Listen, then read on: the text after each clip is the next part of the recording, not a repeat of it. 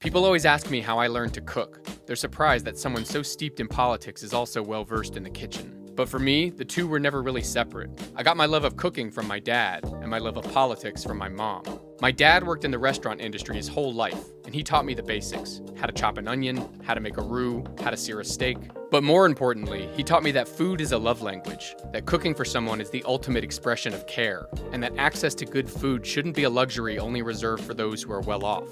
My mom was a teacher who was raised in a political family. Thanks to her, I grew up paying close attention to the news, watching election returns, and hearing political debates at family gatherings. But more importantly, she taught me that politics isn't a game, that society is shaped by who we elect, the policies we fight for, the values we lead with, and that just because you don't take an interest in politics doesn't mean it doesn't take an interest in you. The truth is, as Anthony Bourdain put it, there's nothing more political than food. What we eat is shaped by our culture, our history, our access. Politics doesn't just interact with our food, it determines who gets to eat, who gets to cook, and what goes on the plate. If you don't believe me, turn on the news and look at the deliberate starvation in Gaza, and try telling them that food isn't political.